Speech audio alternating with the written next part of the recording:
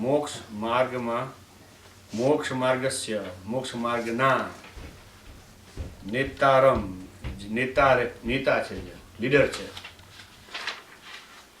ભેતારમ જે તોડી નાખે છે, ભેદી નાખે છે, શેને? કર્મના પહાડને શું થયું? બરાબર, કર્મના પહાડને જે તોડી નાખે છે, વિશ્વના બધા જ તત્વોને જાણે છે,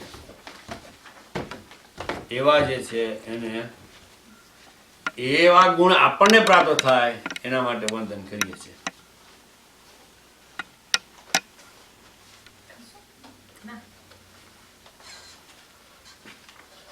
જગતમાં વંદનીય કોણ છે?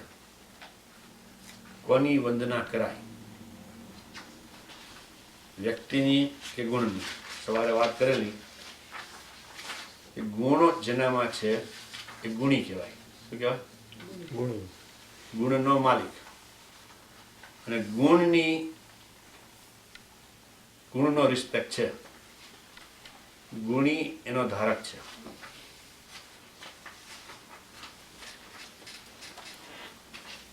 તો ગુણીને આપણે કેમ રિસ્પેક્ટ કરીએ છીએ? સો વી ગેઇન ધેટ ગુણ. એટલે રણવીશભાઈ મારી બાજુમાં કહે કે ભાઈ તમે અમને વાત કરવાની કરો, થોડી ઘણું ટેકનિકલ થઈ જાય છે નહીં શબ્દમાં, બરાબર છે? ગુણી એટલે હા, એટલે ઘઉંની ગુણી આવે ગુણી નહીં. ઘઉંની ગુણી તમને ખબર છે કે નહીં? આ તો પેલું જેનામાં ગુણ છે. ગુણ એટલે સમજો, એટ્રીબ્યુટ્સ જેનામાં છે એ એટ્રીબ્યુટ્સને ગુણ કહેવાય. અને the owner of the attributes is considered to be ગુણી.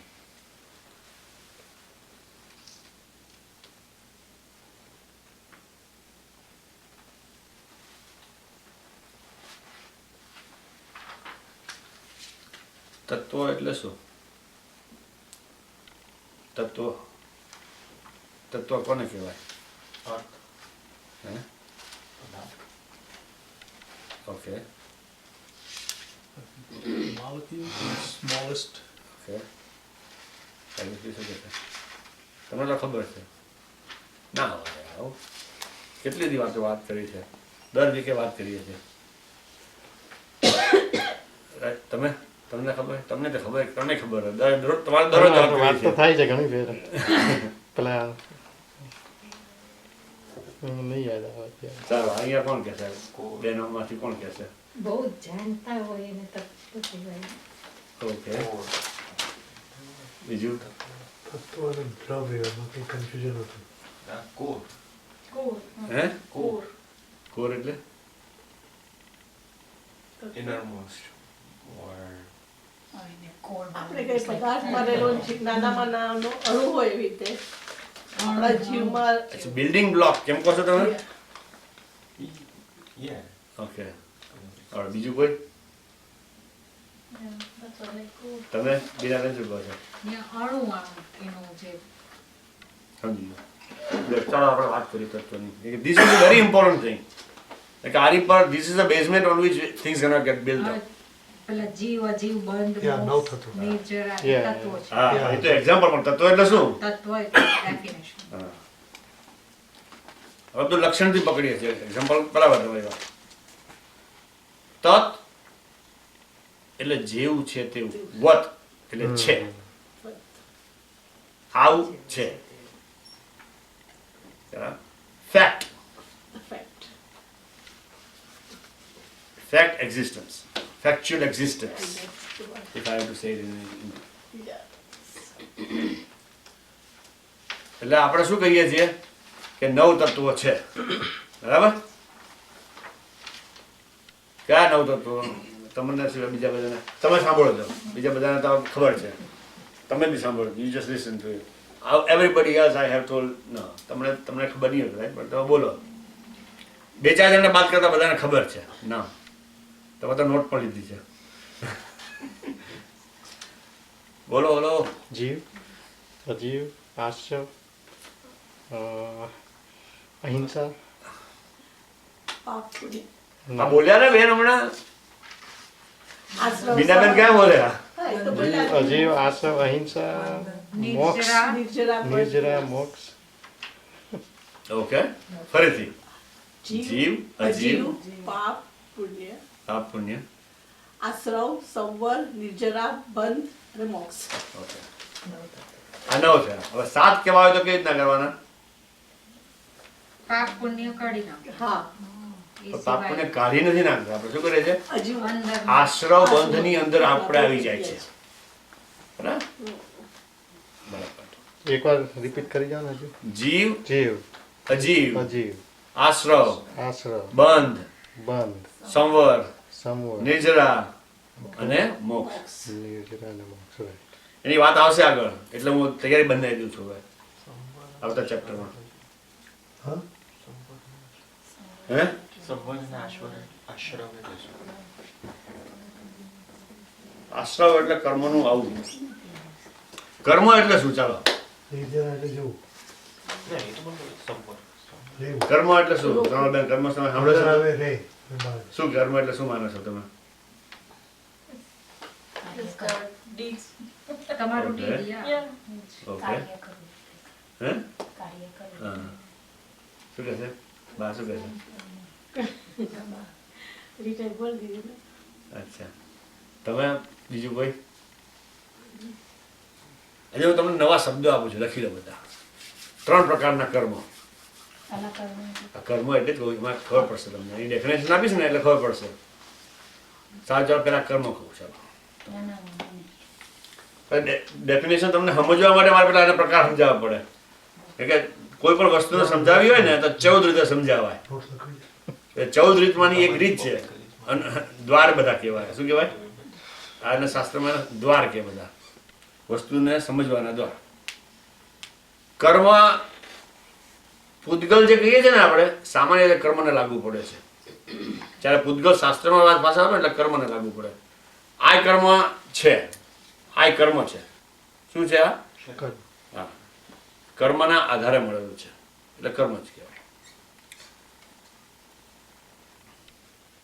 આજે આખા યુનિવર્સમાં મોલેક્યુલ્સ બધા પથરાયેલા પડેલા છે તેના પૂતગલના મોલેક્યુલ્સ બધા પથરાયેલા પડ્યા છે એ ખુદ હવે જીવ જ્યારે કોઈ ભાવ કરે છે ગુજરાતી સમજાય છે ને બેન જીવ જ્યારે કોઈ ભાવ કરે છે હવે ભાવ શું એટલે મારે ભાવ એટલે એક અંતરંગમાં જે પોતાની અંદર જે ઉત્પન્ન થતા પરિણામો અથવા તો જે અવસ્થા ઉત્પન્ન થાય છે પોતાની અંદર વિચાર સ્વરૂપે કે ચિત્તની અવસ્થા સ્વરૂપે કે કોઈ પણ સ્વરૂપે એના આધારે આપણે રિએક્શન નથી આપતા કઈ વસ્તુનું પરિસ્થિતિ આવે સંજોગ આવે તો રિએક્શન મન, વચન, આપે કાયાના યોગથી જે ભાવ હા એ બરાબર પણ ભાવ એટલે શુંની વાત કરું છું હા, ભાવ. હા બરાબર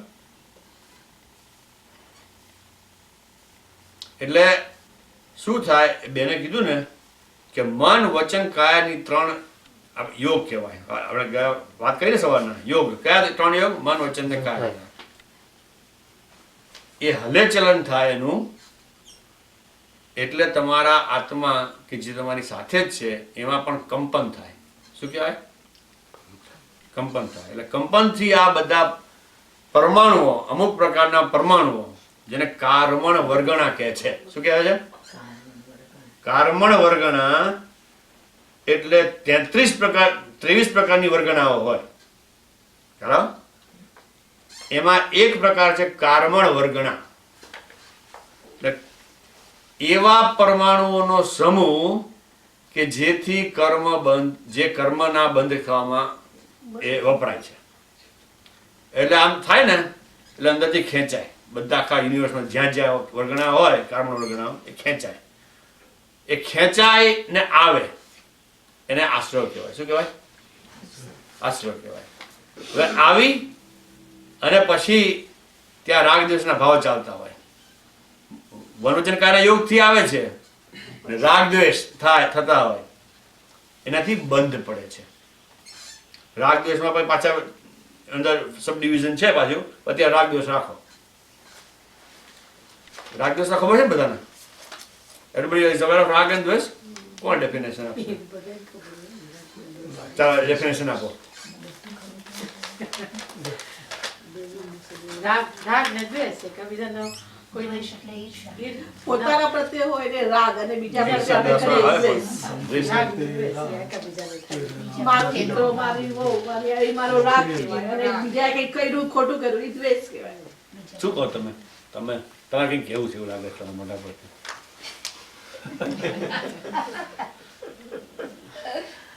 પેલા ભાઈએ તમને 50 વાર સવાલ પૂછ્યા રાગ એટલે શું નહીં? ભાઈ હવે તમે પછી એના બીજી કહો તમે. Simple as like likes and dislikes. Likes and dislikes. બોલો તમે. Opinions of likes and dislikes. હે? That's Likes and dislikes. એટલે લાઇક્સ એન્ડ ડિસલાઇક હોય થોડુંક અત્યારે બધા અહીંયા છે બહાર કહો ને જનરલ પબ્લિકમાં તો I have to accept that definition but because of the fact that you guys are here is a small group I'm going to further analyze that. Extra mile. રાગ અને દ્વેષ એટલે એવા લાઇક અને ડિસલાઇક કે જે તમને અંધાપો આપે છે, મોહ મિશ્રિત. ખ્યાલ? લાઇક અને ડિસલાઇક તો ઉપર છેલ્લા ઘણા હોય. મને મીઠાઈ ભાવે છે પણ મીઠાઈ એવો અંધાપો ના આપે, આપી શકે છે હો? કે ભાઈ મારા બહુ રાગ હોય ને આપે, રાગ હોય ને એને ખબર ના પડે કે ભાઈ આ ખાવાનું મારે છોડવાનું છે, આ બધું બરાબર યોગ્ય નથી. એ શેના પ્રત્યેની જાગૃતિ છે? દેહ પ્રત્યેની જાગૃતિથી છોડે તો ધર્મ નથી એમાં. પણ મારા આત્માની પ્રત્યેની જાગૃતિ કે મને આ અંધાપો આપે છે આ વસ્તુ એટલે મારે છોડવી છે, એટલે મારે એનો મર્યાદા કરવી છે, તો એ યોગ્ય છે. તો એને ધર્મના કામમાં એ વપરાય. બાકી પેલું તો કે ડોક્ટરેટ ના પડે પછી જાગૃતિ રહે, જાગૃતિ ના કહેવાય. એ તો મોહની જાગૃતિ છે, દેહની જાગૃતિ છે. દેહની જાગૃતિ અને આત્માની જાગૃતિમાં ફરક ખરો કે નહીં? હા, એટલે આ ફરક છે આખો. અંધાપો જો ના આપે ને લાઇકિંગ ડિસલાઇકિંગ હોય તો બેઝમેન્ટ વગરનું બિલ્ડિંગ કેવું હોય? કડે ભૂસ થોડીક આમ હવા આવે તો પડી જવાય એના જેવું હોય. બરાબર? પણ એ આપણે અંદર તપાસ કરવી પડે કે લાઇકિંગ એ ડિસલાઇકિંગ છે મને એટલે ખાલી એવું છે એવું ના માની લેવાય. બધું જ આપણે આપણી જાતને પ્રમાણ આપવું પડે. એ તમે વજ્રાસનમાં બેસી જવું છો બરાબર છે. બરાબર?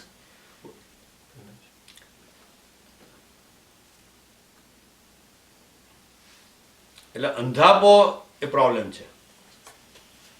ગમવું ના ગમવું એ પ્રોબ્લેમ છે, પણ એની જ પાછળ જો આ જે અંદર ઇન્ટેન્સિટી ભરી હોય ને that is even more problematic. That is the real culprit. કે એ નથી તો પછી એને કઈ એની ક્રિયા છે એનો કઈ મતલબ નથી બહુ ખાસ. બરાબર? એ ક્રિયાથી હિંસા નહીં કરે, પછી એની લાઇક ડિસલાઇક તને હિંસા નહીં કરાવે, ચોરી નહીં કરાવે, અસત્ય નહીં બોલાવે, અબ્રહ્મ નહીં કરાવે, અને પાછું શું બોલો? કયું વ્રત છે પાછું? પરિગ્રહ નહીં કરાવે. બહુ બાકી બધું આ બધું કરાવશે. અને આ 5 મોટા પાપ કહેવાય. શું કહેવાય? મોટા પાપના ગણતરીમાં આ 5 આવે. એટલે extreme affection and aversion. Like dislike કરતા આ થોડોક વધારે એને ક્લોઝર વર્ડ છે. પણ લાઇક ડિસલાઇકથી સામાન્ય રીતે ઓળખાય. બહાર તો બીજા રીતે જ ઓળખે ને, કોઈ આને ગમે છે બહુ, અને નથી ગમતું.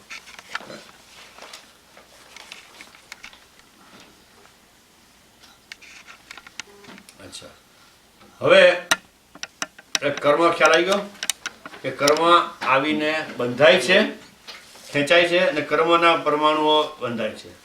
હવે કર્મના સામાન્ય પ્રકૃતિ પ્રકારો તમને સમજાવી દઉં. 3 પ્રકારના કર્મો છે. કયા પ્રકારના? કોણ કહેશે? ભાવ કર્મ, હા, નવ કર્મ, હા, દ્રવ્ય. Wonderful, right. શું બોલો? ભાવ કર્મ, નો કર્મ અને દ્રવ્ય કર્મ. હવે તમે ડેફિનેશન કહો. દ્રવ્ય ભાવ, હવે તમે નામ કહો તો ડેફિનેશન કહી દો. દ્રવ્ય નો કર્મ. નો કર્મ. ભાવ કર્મ, દ્રવ્ય કર્મ, નો કર્મ. એ સિક્વન્સમાં લખવાનું. સંજોગ જ્યારે સંજોગ હોય આ કર્મ ભાવ કર્મ સંજોગ હોય ને આપણું ઇન્ટેન્ટ શું છે તે ભાવ કર્મ ઓકે કે બંધાય કેવી રીતે કે ખાલી નામ ભાવ કર્મ એટલે શું? હા સંજોગ હોય એ સંજોગમાં આપણો ઇન્ટેન્ટ કેવો છે તે ભાવ કર્મ. હા એટલે રાગ દ્વેષના જે પરિણામ આત્મામાં ઉત્પન્ન થયા છે એને ભાવ કર્મ કહે છે. શું આત્મામાં ઉત્પન્ન થાય. આત્મામાં તો શેમાં ઉત્પન્ન થાય? પૂતગલમાં થાય? ઓકે પૂતગલમાં થાય નહીં. પૂતગલ રાગ દ્વેષ હવે આગળ એનું વધારે સમજાઈશ તમને પછી જેમ આવશે ને પછી. હવે દ્રવ્ય કર્મ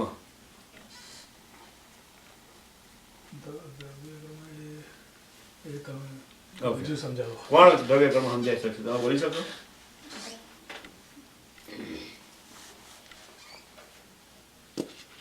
સારું કઈ ટાઈમ પ્રમાણે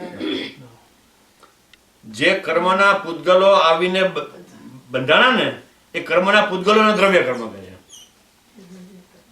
કર્મની રજકણો આવીને એ કર્મની રજકણોને દ્રવ્ય કર્મ કહે.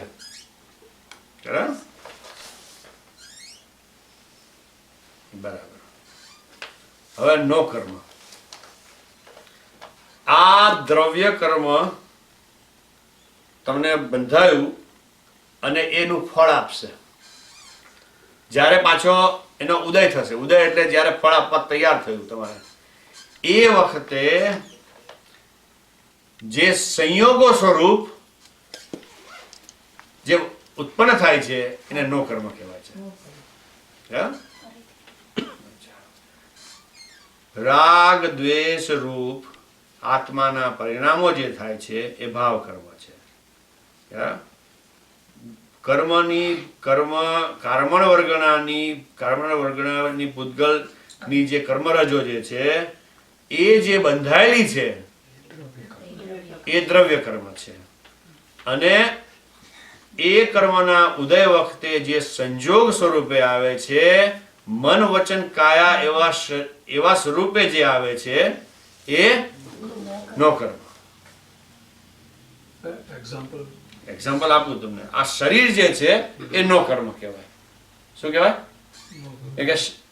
એ કર્મ આવ્યું તમારી પાસે તો તમારા આત્માની એવી શક્તિ ઉત્પન્ન થઈ અને દ્રવ્ય કર્મની પણ એવી શક્તિ ઉત્પન્ન થઈ કે જેથી કરીને એના પરિણામ સ્વરૂપે આ શરીર ઉત્પન્ન આવું થયું તમારું. બરાબર? એ નો કર્મ. હવે દ્રવ્ય કર્મ જે છે આ સંજોગ છે એ પણ નો કર્મની અંદર આવી જાય. બરાબર? આ બધા ભેગા થયા એ નો કર્મ છે. હવે દ્રવ્ય કર્મ છે એ તો પૂતગલ જે મેટર છે ને એને દ્રવ્ય કર્મ કહેવાય છે. હવે અને ભાવ કર્મ તો આપણને રાગ દ્વેષ ખ્યાલ આવે છે જે પરિણામો ઉત્પન્ન થાય છે અંદર આત્માના. બહુ ડિફિકલ્ટ લાગતું ને? શબ્દ અડધા સમજાતા નથી નહીં? કઈ વાંધો નહીં. You will get used to it. અને as time passes I'm trying to explain everything. જેને શબ્દો ખબર છે ઘણાને એને પણ શબ્દોનો મતલબ ખબર નથી એટલે એના હિસાબે એ પ્રકારનો ભાવ અંદર ઉત્પન્ન થતો નથી શબ્દ સાંભળીને. ખરા? એટલે હું બેઝિક શબ્દ નહીં સમજાવું છું બધાને કે જેથી કરીને સાંભળે તો એ ભાવ ઉત્પન્ન થાય.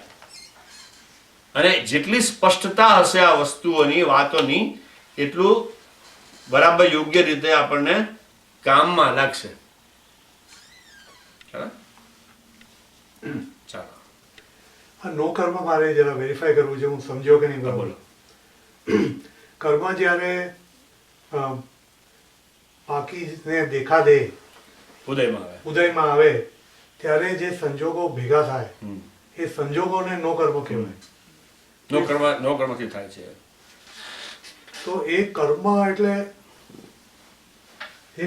આપણે જે કોન્ટેક્સમાં કર્મ કહીએ કે આ ભાવ કર્મ મને કર્મ વળી ગયું તો એ કોન્ટેક્સમાં આ નથી ને નો કર્મ. વાતાવરણ ઊભું થયું સંજોગો ઊભા થયા તમારું શરીર પણ એના નોકર્મ છે. એ કઈ રીતે? આ શરીર તમારું હા, એ નોકર્મ સંજોગ. છે. ઓકે, સંજોગ ઉભો થયા. કેમ કે શરીર ઊભું થયું, ભાવ છે શરીર તમારો એ ના, ભાવ કર્મ નથી, દ્રવ્ય કર્મ પણ નથી. દ્રવ્ય કર્મ દેખાય જ નહીં ને કોઈને.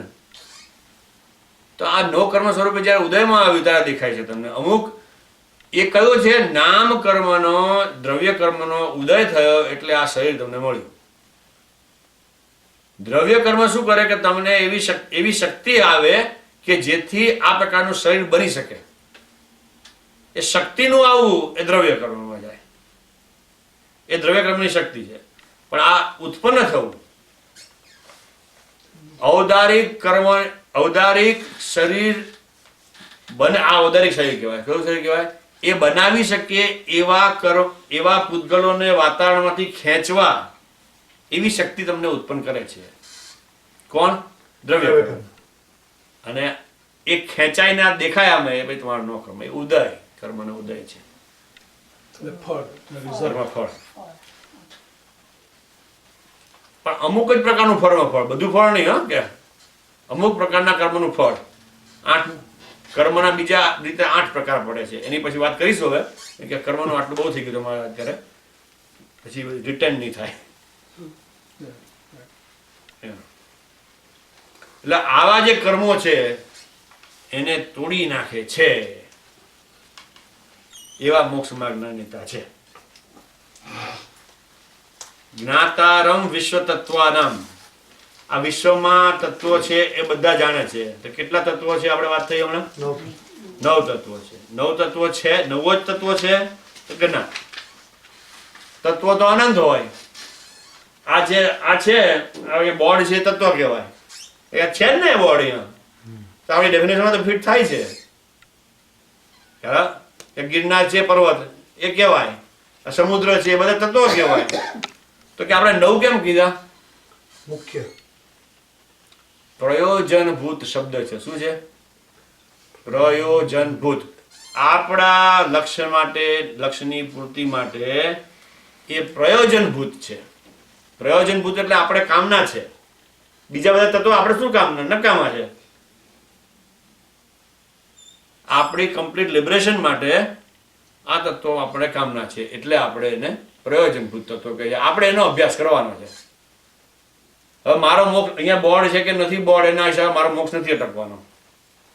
આ બોર્ડ રાખવાનો છે, કાઢવાનો છે, એના હિસાબે મારો બોર્ડ મોક્ષ નથી અટકવાનો. મારું જ્ઞાન નથી અટકવાનું. મને કોઈ પણ પ્રકારનો અંધાપો નથી આવવાનો. પરંતુ એમ માનું કે રાગ દ્વેષ સારા છે તો શું થાય? મારો મોક્ષ અટકી જાય.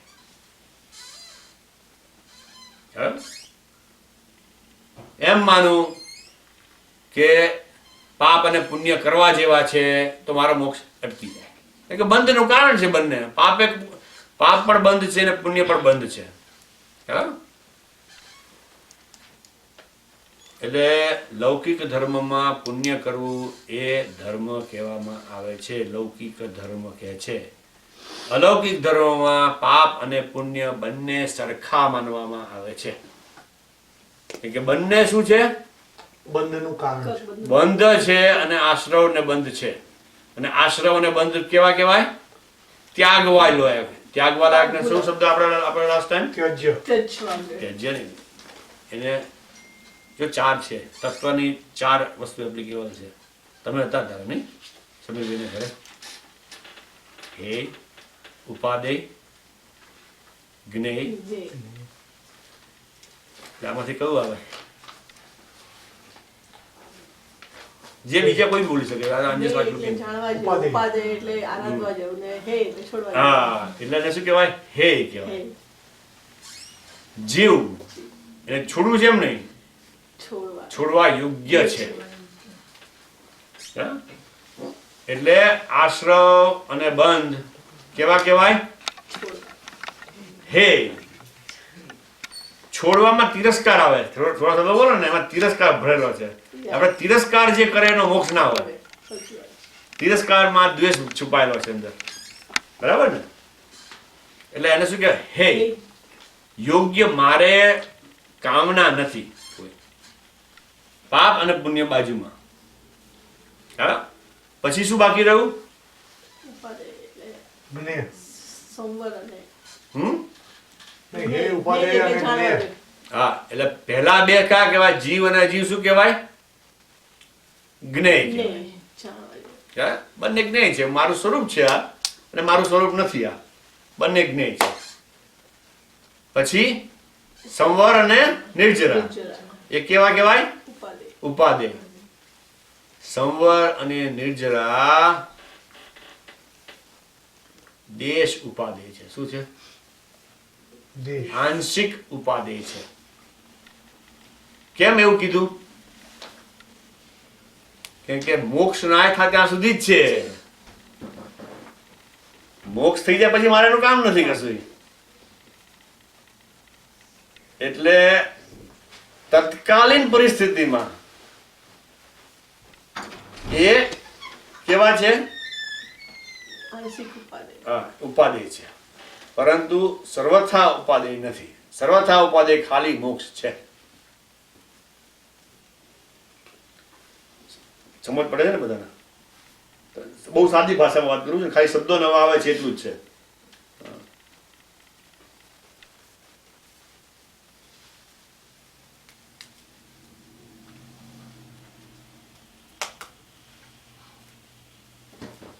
જ્ઞાતારમ વિશ્વ તત્વાનમ. સવારે વાત કરી કે 6 દ્રવ્યનું સમૂહને વિશ્વ કહેવાય છે. એ વાત થઈ ગઈ આપણે. એ વિશ્વમાં રહેલા બધા જ તત્વોને જાણનાર છે, જ્ઞાતા છે. જ્ઞાતા એટલે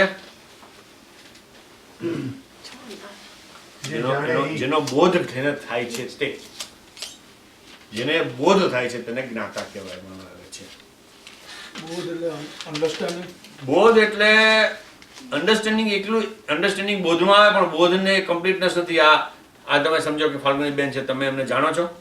ફાલ્ગુની બેન બેઠા છે અહીંયા, તમે એને સમજતા નથી, અથવા તમે કદાચ સમજતા છો, પણ ફાલ્ગુની બેન બેઠા છે અહીંયા, ફાલ્ગુની બેન ઇઝ ધેર, તો તમારા માટે શું કહેવાય? જ્ઞાન થયું કે ફાલ્ગુની બેન બેઠા છે. એને સમજ્યા છે એવું જરૂરી નથી. આ છે અને એ બોધ કહેવાય. હા, એ બોધ કહેવાય. અને ડિટેલમાં જાણે તો પણ બોધ જ છે. એક વસ્તુ સ્થિતિને તમે જાણો એ બોધ કહેવાય. જાણવાની ડેફિનેશનમાં બોધ વાપરું છું, બોધની ડેફિનેશન જાણવાનું વાપરું છું. એટલે એવી ઇટ ઇઝ નોટ ભાષાકીય, પણ બીજો શબ્દ નથી આપણી પાસે. અને અનુભવ છે પણ શબ્દ નથી.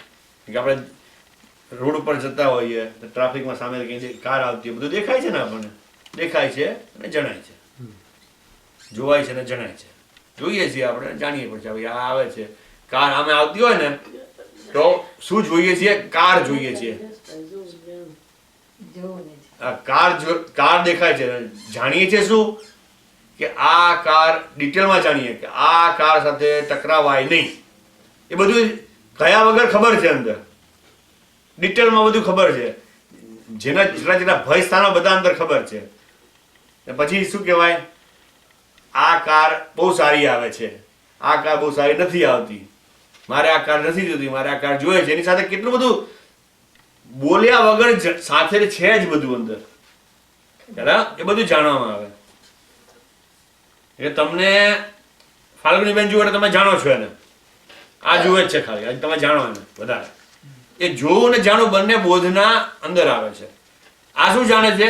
એ ખાલી છે, એક્ઝિસ્ટન્સ છે. એટલે એને જોયું કહેવાય. તમે જાણો કે ફાલ્ગુની બેન આવા છે, she is this old, she has this job, she has this kid, બધું તમે જાણો કે આવો વિચાર કરે છે, કે આવો જગ્યાએ ગુસ્સે થાય છે, આવી જગ્યાએ સારું રાખે છે, બધું તમને ખબર હોય. તમે જેટલું જાણી શકો તેટલું એમ. આના કરતા વધારે આને શું છે? સામાન્ય ખબર છે, તમને ડિટેલમાં ખબર છે. એટલે એને શું કહેવાય? વિશેષ કહેવાય. બે શબ્દ છે, સામાન્ય એટલે ઓવરઓલ, ડિટેલ ડીપ. સામાન્ય ખબર છે એને જોવું કહેવાય, ડિટેલમાં છે એને જાણવું કહેવાય. અને શાસ્ત્રક ભાષામાં એને દર્શન કહેવાય. સામાન્ય બોધને પ્રતિબોધને દર્શન કહેવાય. અને ડિટેલને જ્ઞાન કહેવાય. ખ્યાલ આવ્યો? એટલે દર્શનની વ્યાખ્યામાં પદાર્થના કે વસ્તુના અસ્તિત્વના બોધ માત્રને દર્શન કહેવાય છે. સવારે જે દર્શનની વ્યાખ્યા આપેલી એ મોહના અનુસંદર્ભમાં આપેલી, અત્યારે જે આપે છે જ્ઞાનના અનુસંદર્ભમાં આપીએ છીએ આપણે. બે ડિફરન્ટ. એ દર્શન જુદું છે, એ દર્શન મોહની અન્ય વ્યાખ્યા હતી. આ દર્શન ગુણની વાત છે આત્માના. એટલે not to be confuse with each other. સામાન્ય પ્રતિભાસ એક્ઝિસ્ટન્સ છે એટલું જ ખબર પડે, એને દર્શન કહેવાય. બહુ વધારે પડતું